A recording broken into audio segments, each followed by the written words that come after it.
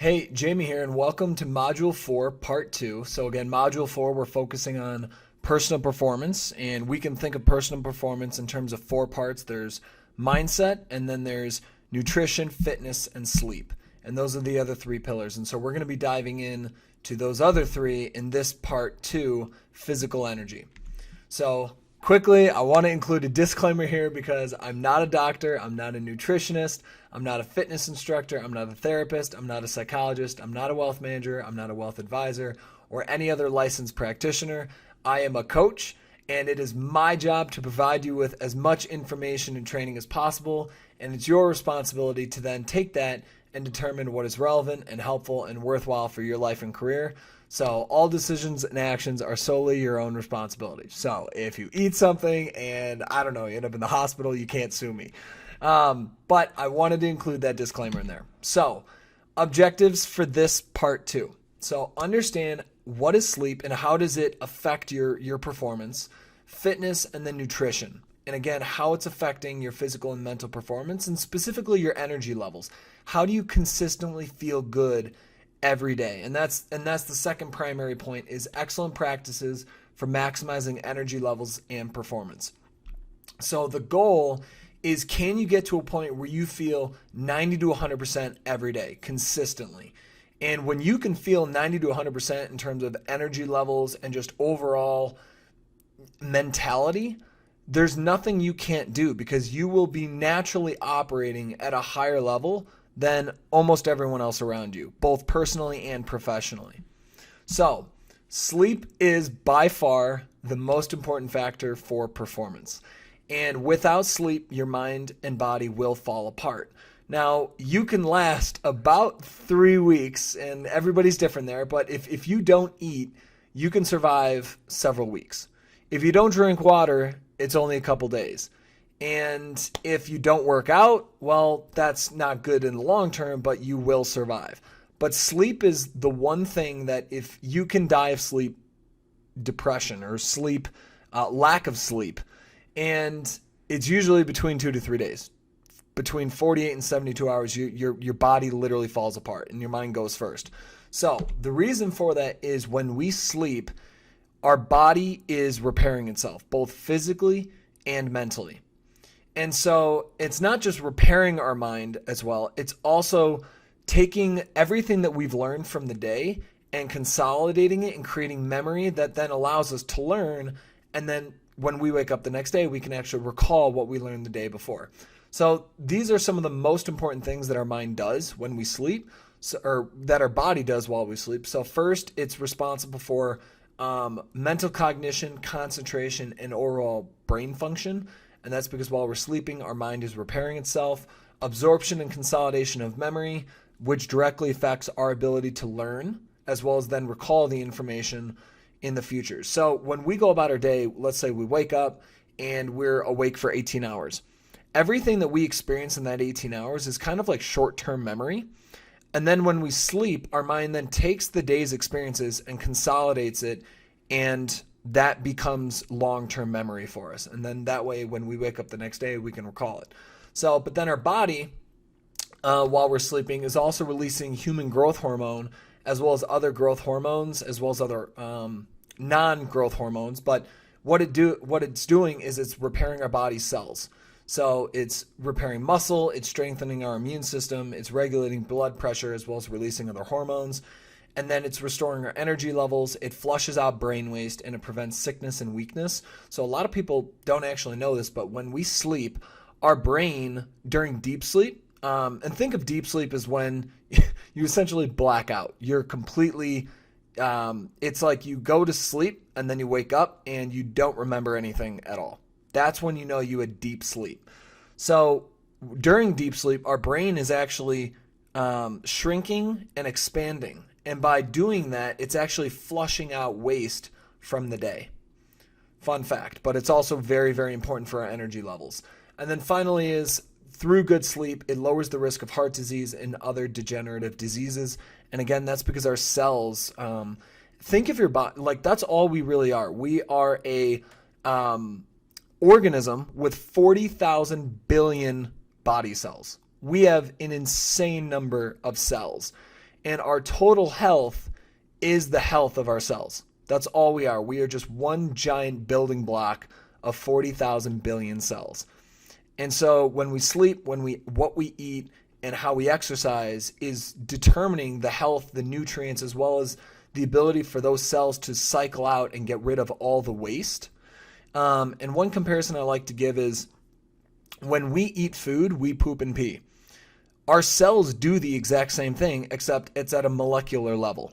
So our cells take in oxygen and glucose, and then they break those down and expel out the debris, dead cell proteins, and water, and carbon dioxide, which we then, and we'll talk more about that. But sleep is super important. And we have 4 main stages of sleep. So we have, obviously, when we're awake, and then we have REM, which is rapid eye movement. We have light sleep, and then we have deep sleep. Now, REM is when our mind, and actually we'll talk about that in the next slide, but what's noteworthy here is that in the beginning of the night, when we first go to bed, the first, call it 50 to 60% of the night, our body's first focusing on repairing our physical body, our body cells. And that's during deep sleep. But then you can see towards the end of the night, the last 2, call it sleep cycles, are more focused on REM. And that's when while we're sleeping, our mind is repairing itself. So first, in the first half of the night, we're repairing our physical body. And then usually in the second part of the night is when we're repairing our mind. So this is essentially how our sleep cycles are broken down. We're awake for about 2 to 5% of the night. We have light sleep or transition sleep for about 45 to 50% of the night. And during transition period, it's when your muscles are relaxing and jerking. So that's why sometimes when you're falling asleep, when your arm jerks or a leg jerks, or let's say it's a full back shiver or something like that, that actually does mean you're falling asleep. And that's because that means that your mind has fallen asleep before your muscles have actually relaxed. And it's kind of a glitch right there. And then our respiration slows, our heart rate slows, our body temperature drops, and sleep begins. So then, usually from light sleep in the beginning of the night, we then transition into deep sleep. And that's about a quarter to a little bit less of a percent of our night sleep. And that's when our body is regenerating itself. So our blood pressure drops, blood flow increases to the muscles, repair hormones are released, such as human growth hormone, tissue growth, and cellular repair. Our brain is pretty much turned off, and we have long, slow brain waves, which means there's almost no brain activity. And that's also when our brain is shrinking and expanding in order to flush out the brain waste. But then the last quarter of the night is during REM, or rapid eye movement, and that's when our body is regenerating our mind. So respiration increases, your heart rate increases, your temperature regulation is off. That's why usually if you're going to wake up and you wake up in a sweat, it's usually right after you were in a dream. And that's because when you're dreaming, which is during REM, that's our temperature doesn't stay low. Sometimes it increases back to normal temperatures, or sometimes even higher. And then our body becomes immobile to stop you from acting out dreams. And your body actually releases a hormone that paralyzes muscles, that paralyzes the nervous system. So that's why it's not everybody gets up and sleepwalks in the middle of the night. So the reason I'm sharing all this is it's super, super important to understand what your body is doing and what your mind is doing during different parts of the night while you sleep. And there's a reason that the focus is to get 7 to 8 hours of good sleep, high quality sleep. And the reason for that is if you don't get 7 to 8 hours of sleep, you're cutting off the amount of time that your mind is repairing itself during REM. So your body doesn't do an even distribution when you get a lack of sleep. It doesn't just say, all right, well, let's cut a little bit of deep sleep and then we'll cut a little bit of REM and we'll call it good. Your body doesn't do that. What it does is it goes into deep sleep, and then let's say you only get 5 hours of sleep. You may get close to no REM at all that night.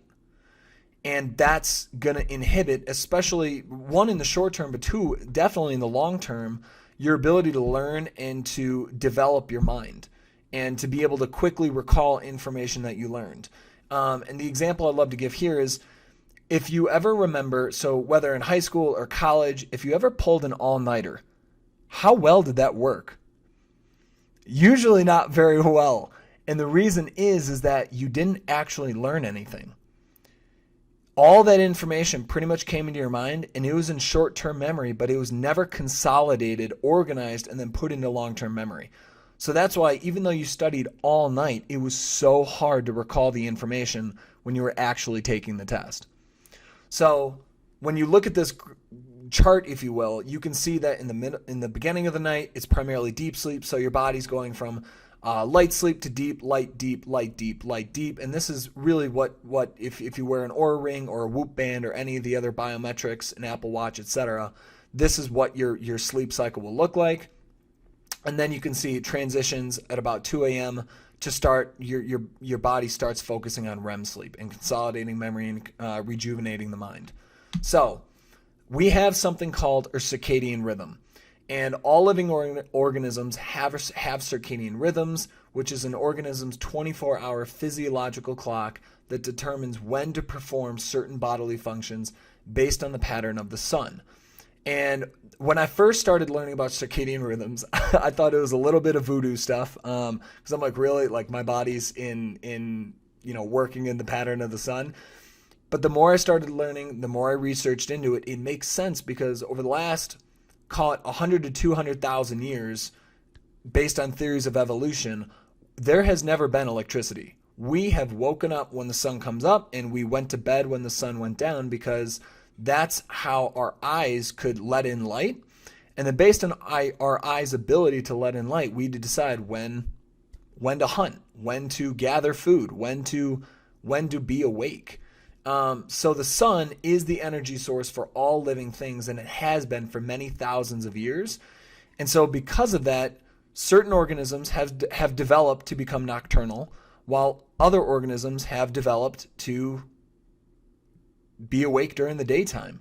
So we are biologically programmed to perform based on the sun's pattern, specifically during the day.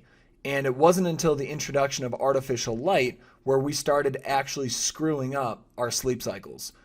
Because some of the Kelvin, like the intensity of the light based on the temperature of the light, the Kelvin, if you have a very bright white incandescent light and you have that on at night and then you're trying to go to bed immediately afterwards, your pupils are actually letting in that light and telling your body subconsciously it's noon. And your body doesn't know that it's actually close to midnight. So we'll talk about recommendations for sleep, but it's important to realize that your body does have a natural clock for when to sleep. And we need to have an alignment with this rhythm because it strongly influences not only our quality, but when our body's releasing hormones. And the hormones are for repairing ourselves, but also for battling bacteria or anything in our immune system and just making sure that we're healthy and we're energized. So what we need to do is we need to get back into alignment with a rhythm. And if we're out of rhythm, so for example, it says here, early bird versus a night owl. Not everybody's rhythm is the same. Everybody is within a 2 to 3 hour normal band. But let's say, for example, that every single day you wake up at 6 a.m. and you go to bed at 10 p.m. Well, if you do that every single day, your body will know when to release cortisol as well as when to release melatonin. And if we're in alignment, then our body will naturally release cortisol beginning at around the time when we wake up. And then when it becomes, call it an hour or 2 hours before it's time to go to bed, our body stops producing cortisol or as much cortisol, and then it starts releasing melatonin, which is what makes us sleepy and makes us want to go to bed. Now, if we're out of alignment, then what happens is we wake up and our body doesn't know it's time to start releasing cortisol. So we may not actually feel awake until 8 a.m. or 9 a.m. And we're so slow and groggy in the morning. And then when it comes nighttime, our body doesn't know it's time to release melatonin, and so we can't fall asleep. We'll literally go to bed at 10 p.m. and then lay in bed for 2 hours until we finally fall asleep at around midnight or 1 a.m. So a lot of people, because they don't have a consistent sleep schedule, they're waking up exhausted and they're going to bed and they can't fall asleep. And it's because their body doesn't know when to release the hormones because they don't have a sleep pattern. So temperature for our circadian rhythm is when we're in alignment, our core body temperature will begin to drop near bedtime, and then it actually rises naturally just before we wake up. As I talked about, your body knows when to release melatonin if we are following a rhythm. It also knows when to release cortisol, which gives us that jump start. And then the other important hormone is that when we're in alignment with our circadian rhythm, our body releases a hormone called human growth hormone. And that is what travels through our bloodstreams, goes into our cells, and then allows our cells to begin repairing themselves. It's a reparation hormone. And if we're not in alignment, this may occur at the wrong time or it may be delayed, which means your body isn't repairing itself as much as it should be. So if we're not in line with our circadian rhythm, our sleep quality plummets. We get less REM and deep sleep, which are crucial for repairing and regenerating our body and mind. And when you don't have sleep, I'm sure you've had that feeling, you just feel like garbage. You can't think clearly, you have brain fog. Concentrating is a lot harder, as well as motivation, as well as discipline, they just fall apart. So energy, feeling good during the day is so important for not only achieving what we want personally, but also in our professional lives. So in terms of good sleep habits, again, I'm not, disclaimer, I'm not here a sleep coach. I'm not certified in sleep, but these are just good habits based on everything I've read and researched and studied that I believe can improve everybody's sleep, including yours. So consistent sleep schedule. Go to bed at a certain time and wake up at a certain time, and make sure that you're trying to get between 7 to 8 hours of sleep. Now, another important thing to remember is you're not going to have 100% sleep quality. So let's say you're in bed for 6 hours. That doesn't mean that you get 6 hours of sleep. So if you're shooting for 7 to 8 hours of sleep, then you really probably need to be in bed for 7.5 to 9 hours, somewhere between there, in order to get 7, 8 hours of good quality sleep. Don't eat too much before bed. Try to eat your dinner at least 2 to 3 hours before bed, because when we eat, our body, it takes a lot of energy and as well as blood in order to digest, which means that one, our heart has to keep pumping more blood, so our blood pressure can't drop. Our body temperature has to stay increased in order to help digest that, and it consumes a lot of energy. So trying to go to bed on a full stomach, we may fall asleep, but we're not getting deep sleep and we're not getting REM. You're actually in transition sleep because your heart rate's too high, and your body, rather than focusing on repairing itself, it's actually trying to digest the food that you just ate.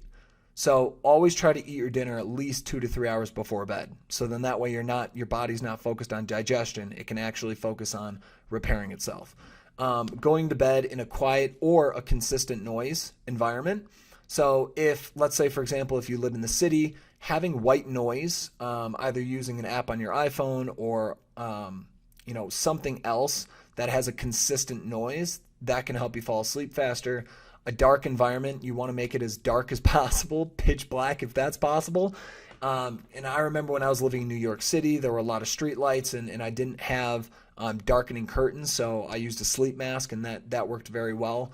Also, a cold environment. So when it's colder in the room, it helps our body decrease our body temperature, our core temperature, which then makes us fall asleep faster. So you will sleep better if it's between 60 to 67 degrees Fahrenheit in the room or in a colder room. And then reduce evening light exposure. So again, our pupils let in light, and depending on the temperature and the intensity of the light, that tells our body what time it is. And if you think about a normal day, when it's sunrise or dusk or dawn, then the light is lower temperature light, and it's not as intense. But during the middle of the afternoon, it's very intense, bright white light, and that tells our body it's noontime. So if you have a lot of really bright lights on in your apartment or in your home or wherever it is that you're living, or even staring at very bright white screens, regardless of what, if you have dimming or anything on your screen, if it's still that bright, it's going to tell your body it's still daytime. And then you're going to have a hard time going to sleep because your body won't release melatonin.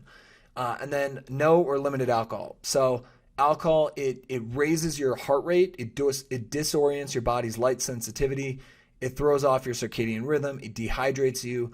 Pretty much it's just all around horrible for sleep. So if you're gonna drink, in terms of performance, one of the best things you could do is save it for the weekends and then make sure that Monday through Friday you're hitting solid, consistent, quality nights of sleep. So then the next part after sleep is let's talk about fitness as well as nutrition. And this is not supposed to be a giant biology course or anatomy course. Really the most important thing I'm trying to get across here is our body is a system. And we are a massive conglomeration of 40,000 billion cells. And how good we feel is based on the health of our body cells, whether that's organ cells or our bloodstream or anything else in our body. We are just the health of our cells. So we need to take care of those cells, and all those cells make up different systems. So when we understand the systems and we can understand how our body kind of works as one giant unit, we can begin to make more conscious decisions about what is good for us and what is not, how to optimize our energy and what's going to sap our energy. So the first main system that our body has is our nervous system. So we have the central nervous system as well as the peripheral nervous system. Our brain as well as our brainstem and our spinal cord, that is our central nervous system. And then that connects to our spine, which then connects to all the other nerve cells within our body. And that is our command center. Everything from our brain, we tell our bodies both consciously as well as involuntarily what to do. So the health of our brain directly affects our ability to control our own body. And we'll talk about what determines the health of our brain. And then we have our cardiovascular system, or you can think of this as the bloodstream or the circulatory system. So the way that I like to think about the blood system or the circulatory system is it's just a giant transportation system. Think of the bloodstream as one giant highway, and it's a transportation system that is taking good things to your cells, but then at the same time it's picking up all the bad stuff from the cells and shipping it back out and getting rid of it. So our bloodstream delivers nutrients and oxygen and good things to our body cells, but then it also takes and picks up all the debris, all the excretion, all the gunk from our cells, and then moves it, and going through the kidneys as well as some other elimination channels that we'll talk about, but that's how our body cleans itself and keeps our cells alive. So it's a giant highway. Our heart is the pump. And then these red. So if you're looking at this diagram, you can see there's red and there's blue. Red is arteries.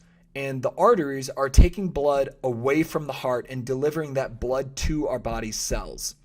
And then the veins, which are blue, are taking all the blood from ourselves and delivering it back to the heart. So it's kind of away from the heart is arteries, and then back to the heart is veins. So nutrition and oxygen is being pumped away from the heart and delivered to the cells. And then the blood is picking up all the gunk and debris and the excretion and the waste from the cells and then delivering it back. And then on its way back, it's actually getting filtered out and cleaned. So where that exchange happens between the arteries and the veins, the delivery point, if you will, are the capillaries. And that's your blood vessels. That's your cells. So, and we'll talk about how that works. And then you have your respiratory system, which are your lungs. And your lungs take in oxygen and they absorb the blood, and the oxygen-rich blood is then delivered to the rest of the body. And then when your cells absorb the oxygen as well as glucose, they do what's called cellular respiration and excrete carbon dioxide as well as the waste. So the carbon dioxide is put into the blood, and then the veins take it back and actually take the carbon dioxide back to the lungs, where you then excrete it. So if you look at here, so this is called a bronchi within your lungs, and you can see it has both the blue and the red. So the blue are the veins that are taking the carbon dioxide and allowing us to expel or exhale the carbon dioxide. And then the red, when we breathe in, this is capturing the oxygen and then putting and taking that oxygen into our bloodstream, and then our heart is pumping it throughout our body. So the other major important thing that our lymph system, or that our respiratory system does, is when we breathe deeply, we're moving something called lymph.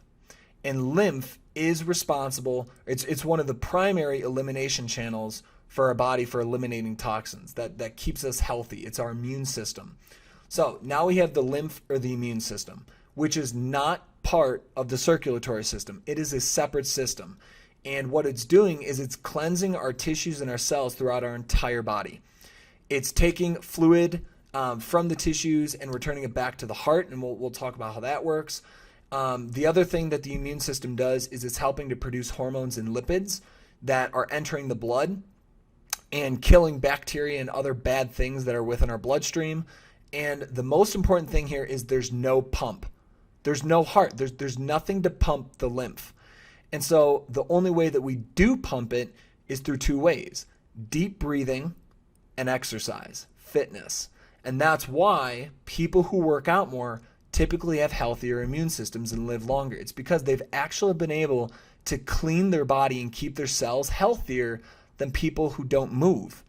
And it's because they're moving their lymph system.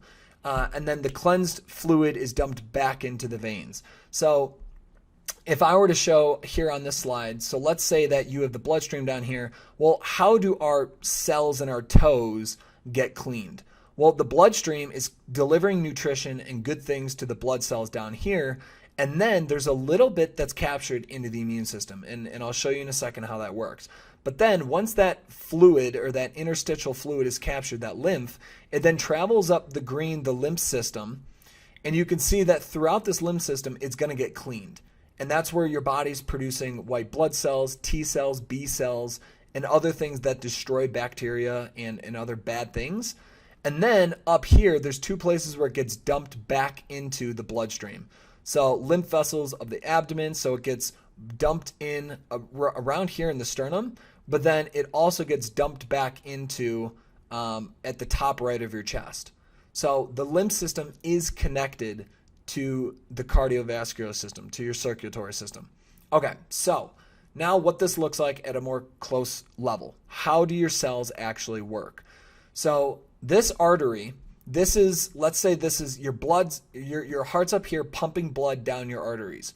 Well, your arteries are picking up along the way. So let's say the lungs are over here. So now this blood is picking up good oxygen. It's pumping down here. And then let's say your stomach is down here. So it's picking up nutrients from the stomach. And then it's taking all that oxygen and the nutrients and then delivering it to capillaries. And these are where blood walls, or cellular walls. So this is connecting to the actual cells in your body. And this is where exchange happens. So this is what a capillary might look like up close. So you can see it's a vein looking tube thing. And the red blood cells that makes our blood red, those are too big to seep through the walls. So the red blood cells don't get through. But the good nutrition, the stuff that needs to be delivered to the cells, seeps through the walls as fluid. And that's what this proteins and fluid is. So 20 liters seeps out here, but 17 liters is reabsorbed.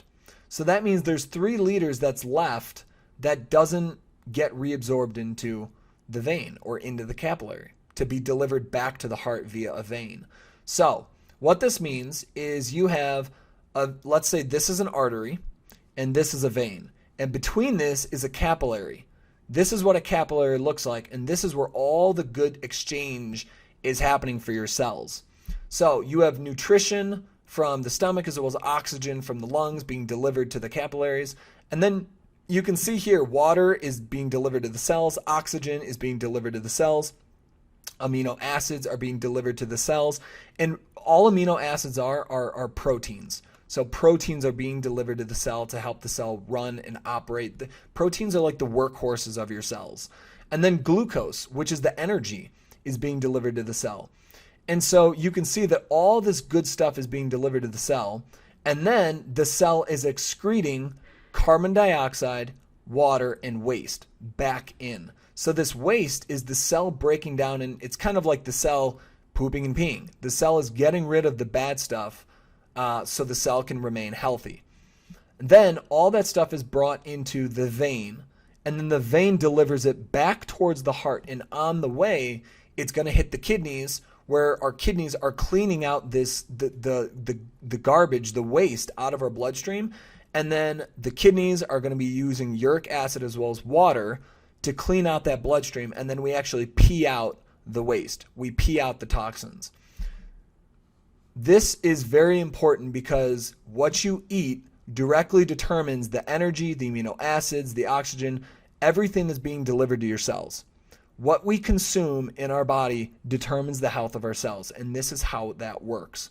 And then also the waste. How well our body can clean out this waste determines the health of our body as well as our energy levels.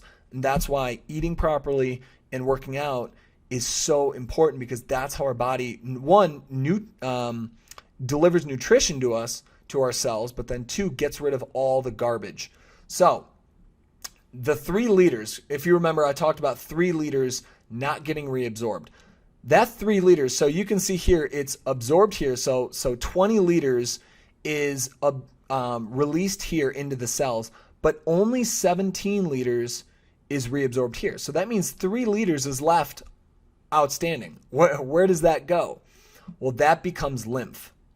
So that 3 liters is left outside of the capillary. And then the lymph system is intertwined with the capillaries. So that fluid is then absorbed into the lymph system, and it becomes lymph, interstitial fluid, which is then called lymph. So it gets absorbed into this lymph system. And then it goes up from the lymph system, it's cleaned through our immune system, and then it gets dumped back into our circulatory system. So that means that we have blood consistently circulating through our circulatory system. It's delivering nutrition and oxygen here to our cells. Our cells are absorbing the nutrition, the oxygen. It's excreting carbon dioxide and waste. That carbon dioxide and waste is being carried back towards the heart. It's being cleaned out by the kidneys, and then it gets brought back to the heart. And then on the way, it's picking up the cleaned up fluid, the cleaned up fluid from the lymph system, and then that's being dumped back into the circulatory system. That is how our body works. That's how we clean ourselves. It's how we make sure that we're energized, we're alive, and feeling good.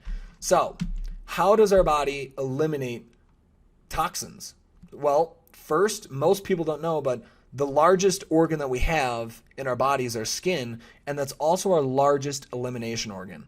That's why if you don't eat well, if you're not exercising, if you're not opening up your pores, a lot of people get blackheads or whiteheads or all sorts of skin rashes and stuff, because our body's actually trying to get rid of toxins, but we're not, opening up our pores, which our body naturally does when we sweat and when we exercise.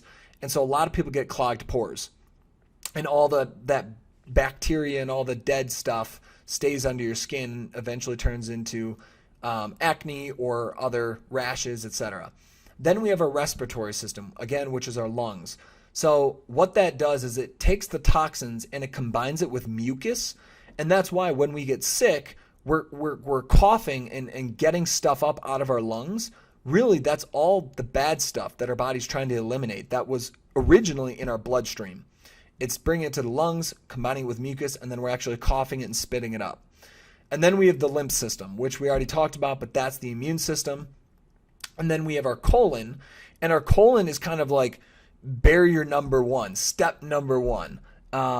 So when we eat food, not all of the stuff that we eat, our body wants. So our colon is actually the first blockade protecting us from toxins or any of the bad stuff that we eat. After things get through the colon, so after nutrients and other stuff passes through the colon, it's then brought to the liver. And liver, you can think of our liver as step 2 of our body's defense system of elimination. So when the nutrition and anything else gets through the colon, the liver is then, by that time it's absorbed into blood, and then all that stuff in the blood gets brought to the liver, and then our liver becomes the next line of defense to clean out any of the bad stuff in there. That's why when someone drinks too much and their liver falls apart, that's because the liver is the second line of defense that's taking the brunt of the work.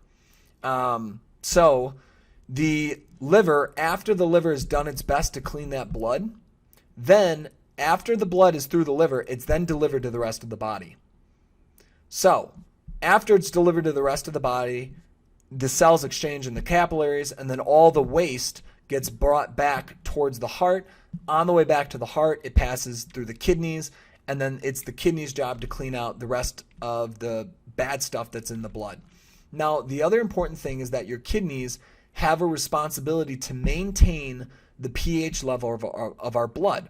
So if you remember back to either middle school or high school, but sometime way back when, you probably had a science class, and they gave you a little vial or a little tube of substance, and you had to stick a litmus paper in there and do a litmus test, and it either came up as blue or pink, and that told us whether the substance was acidic or basic.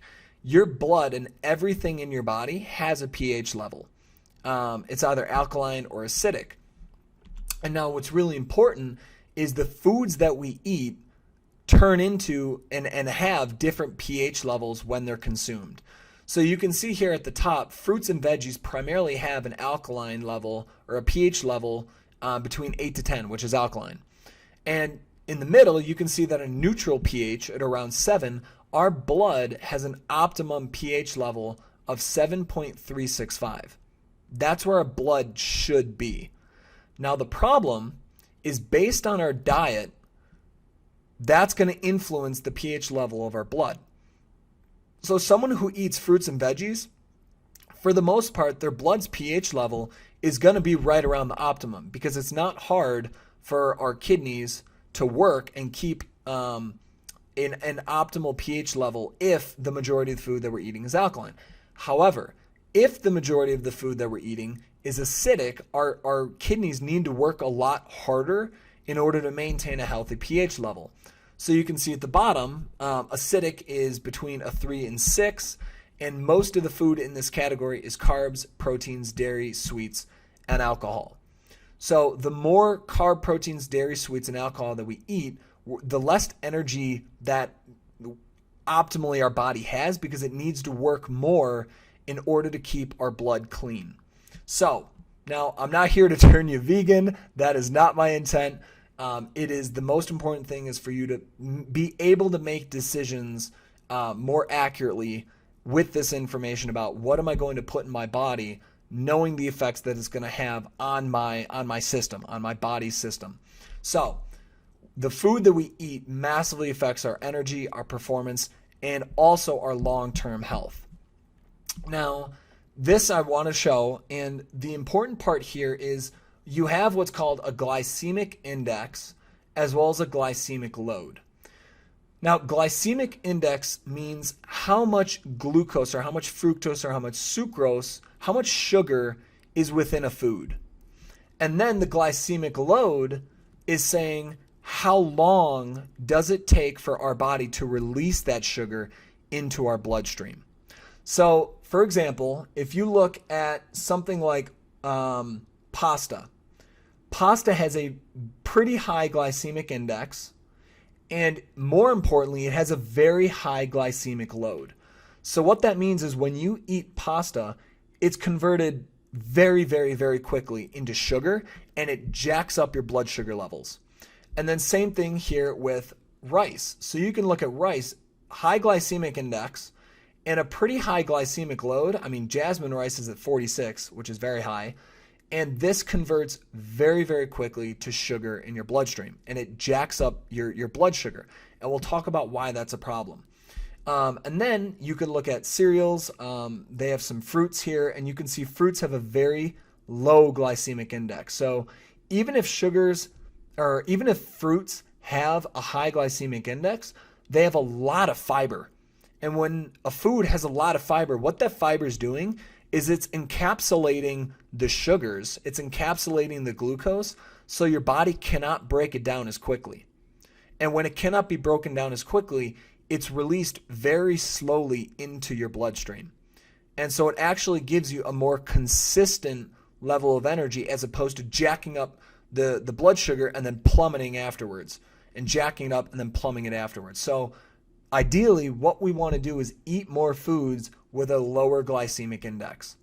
And that's going to be a lot more fruits, a lot more vegetables, nuts, seeds, legumes, etc.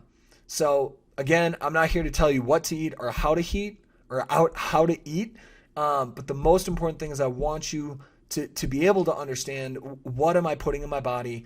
How quickly are these foods being converted into sugar? And all the foods here are carbohydrates.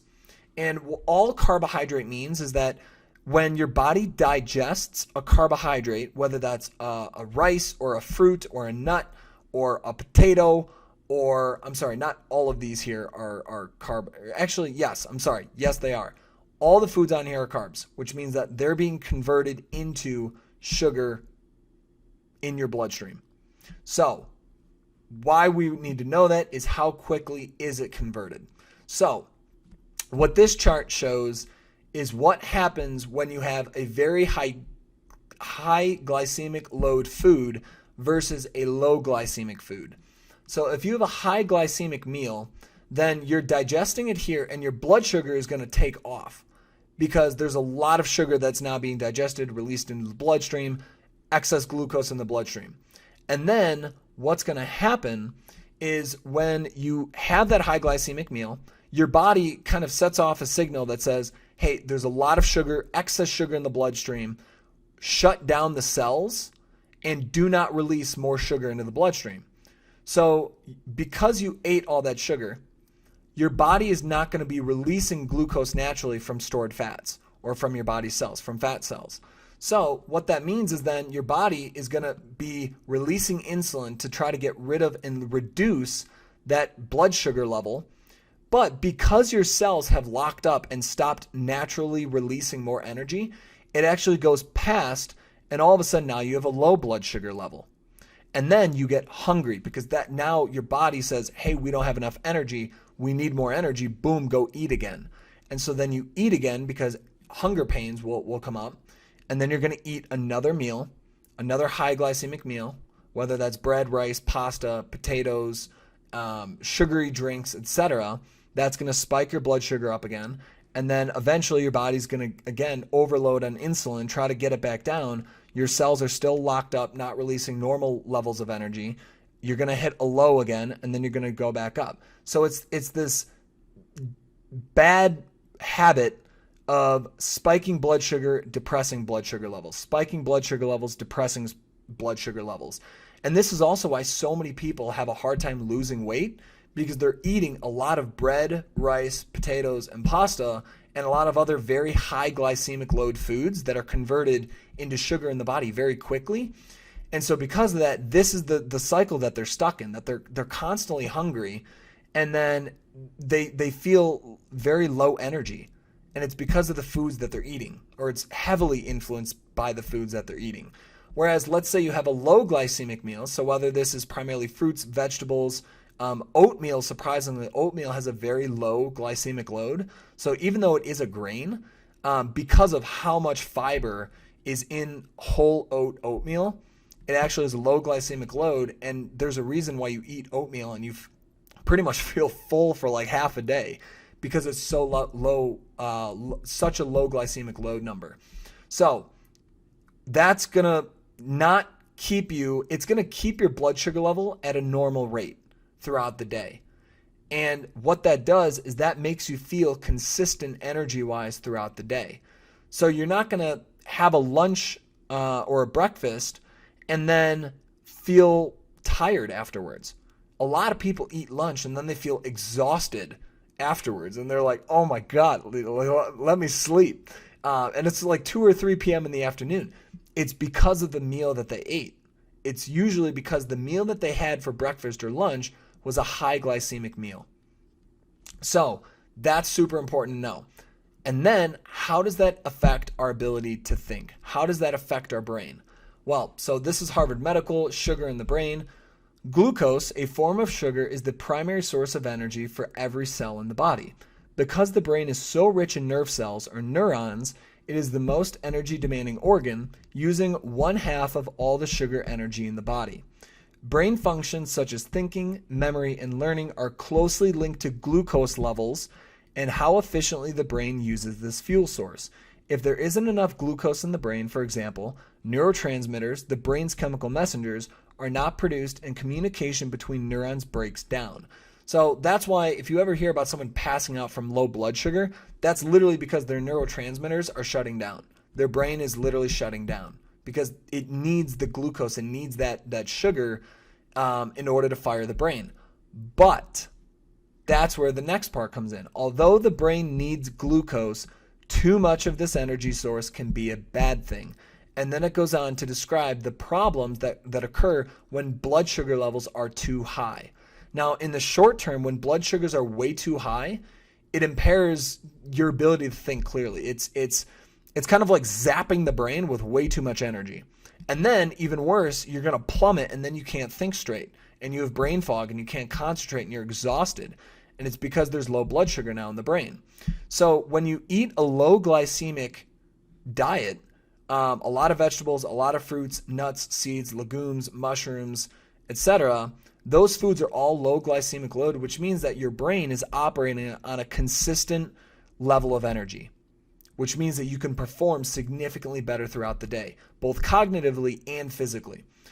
Now, what happens if we don't sleep well, eat healthily, or exercise? A lot of bad things happen when we don't sleep well, when we don't eat healthy, and when we don't exercise. So this is in the long term what happens. So an unhealthy bloodstream and inefficient cellular repair leads to our body cells poisoning themselves by protein agglomeration or protein clumping inside of the cell. So you can think of that as the waste, the waste that the cells are trying to are supposed to get rid of and excrete back into the bloodstream to pass through the kidneys so that we can get rid of it. Some of those proteins don't get released. Instead, they get stuck in the cell. And then when they get stuck in the cell, over time, they clump. And then as they continue to clump, even worse, it then can lead to glycation, which is sugar cross-linking, especially between protein cells. So that clumping gets expedited. That clumping then leads to reduced insulin sensitivity, blocked capillaries and blood vessels, cellular breakdown, malignant cells, and cellular death. So really, the health of our body, the health of our cells, our energy levels, and whether or not we're disease-free is really based on the health of our bloodstream, a consistent sugar level in our bloodstream, and then how well our cells are able to excrete and get rid of the waste within the cell.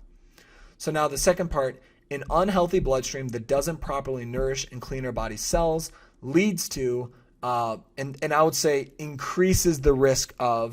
significantly increases the risk of diabetes type 2, heart disease, strokes, dementia, organ failure, cancer, macular degeneration, osteoporosis, and other awful diseases. And really, all of these diseases are cells dying.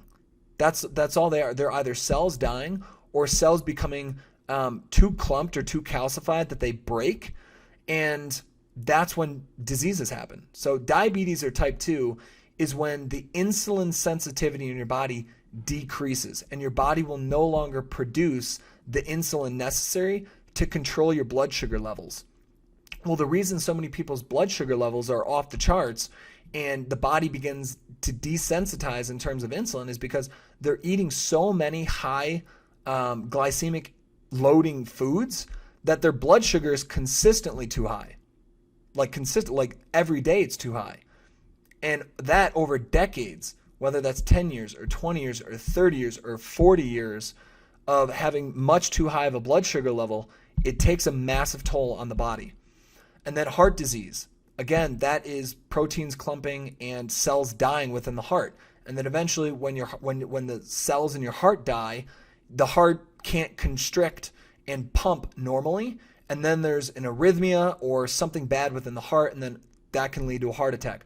A stroke is, again, cells blocking, and a stroke is a blood blockage in the head, in your mind, in your brain. Dementia is brain cells dying. Organ failure, cells dying. Cancer is cells that are no longer healthy, and the way that they start dividing is uncontrollable. And then macular degeneration, cells dying. Osteoporosis, unhealthy cells. And all the other diseases are really based on the health of our cells. So 1 in 4 Americans dies from heart disease, 1 in 5 Americans dies from cancer, and 1 in 20 Americans dies from a stroke.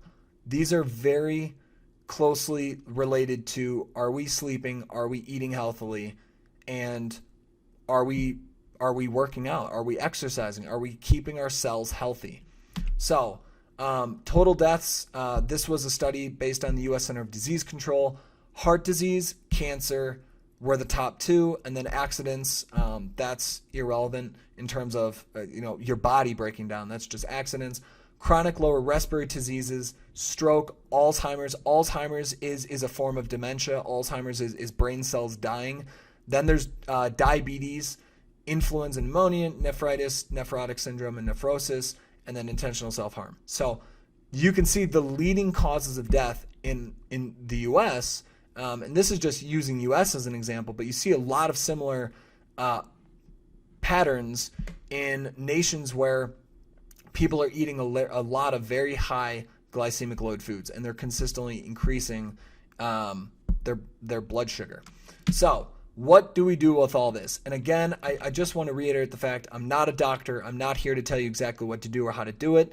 The most important thing is I want you to have this information so that you can make decisions about what you put in your body, how you move your body, and how you want to control the energy levels, as well as both your short-term health, your short-term energy, but then your long-term health and where you want your body to be when you're 50 or 60 or 70 or 80, or hopefully you get to 90, 100, 110. So nutrition, good habits.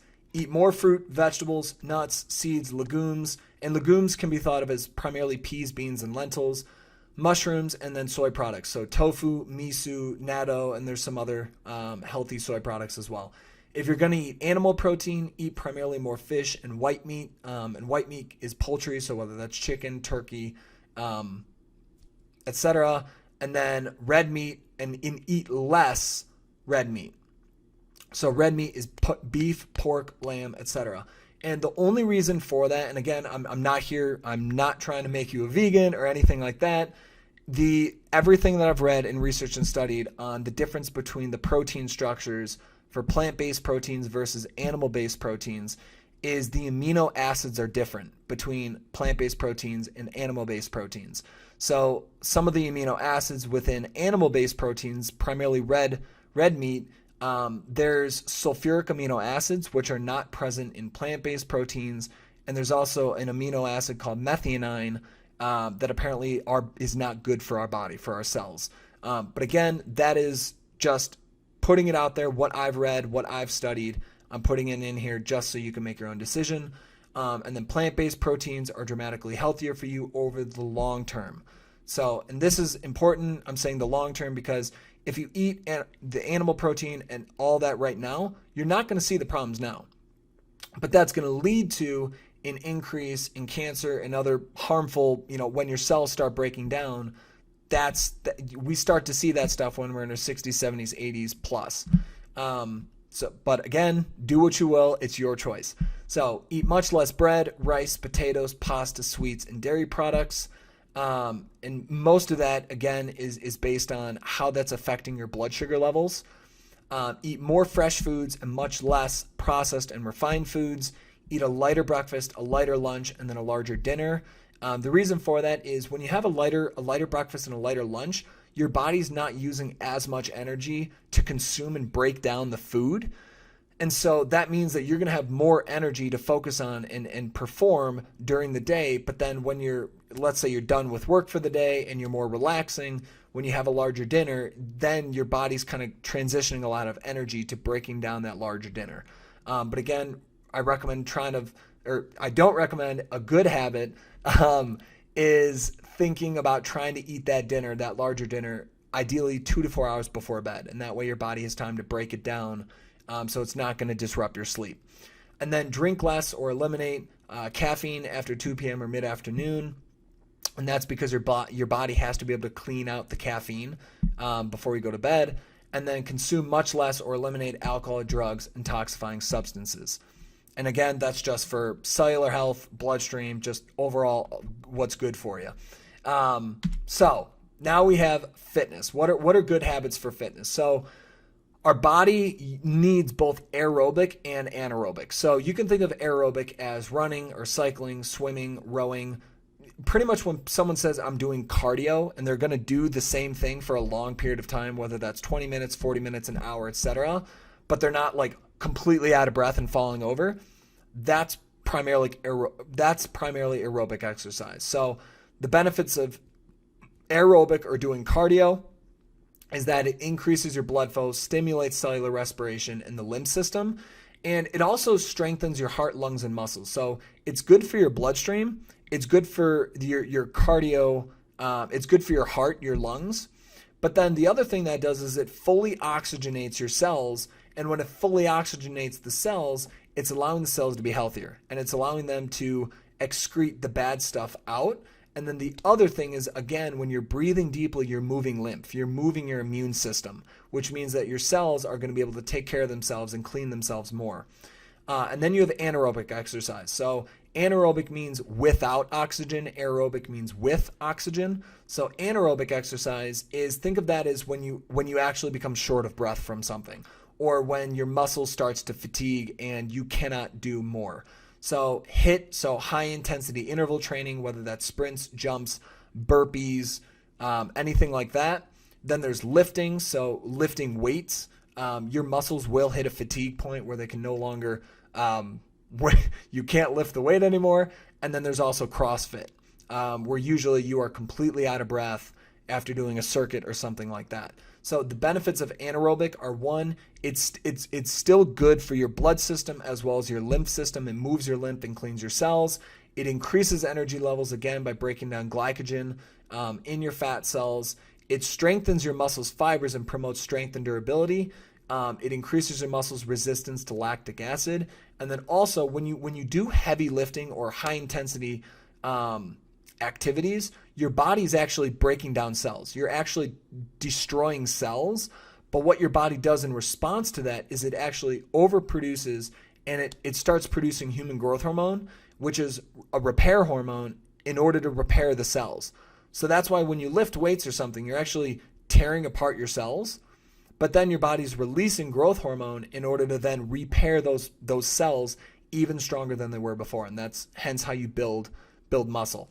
So hydration is very important. And the reason hydration is so important is, one, we're 70% water. That's how all of our organs function, is with water. Our bloodstream is primarily water. All of our cells are primarily water. And the other thing is, too, in order for our cells to get rid of the waste, when our cells are taking in nutrition and oxygen and then using that and consuming that and then excreting waste and carbon dioxide, that waste needs to be diluted into something. It needs to be absorbed into something in order to be able to be transported. It's diluted into water. And so it's absorbed into water. So if our cells don't have enough water, our cells can't take that waste, dilute it into the water, and then bring it to the kidneys and get rid of it. So it's very important that we're hydrated. One, so that we can operate properly, but then two, to make sure our cells can keep themselves clean. So if we eat more fruits and vegetables, not only are those nutrient rich, but they're primarily like 80 to 90% water. So you're essentially drinking water when you're eating a lot of fruits and vegetables. And that's also good for alkalizing your blood because they have a high pH level, which is good for us. And then drink a 16-ounce glass of water every 2 hours. Start your morning with a glass of lemon water. Lemon is very alkalizing for your bloodstream. When you're consuming alcohol, if you're going to drink 16-ounce, or when you have one drink, try to have 1 glass of water per.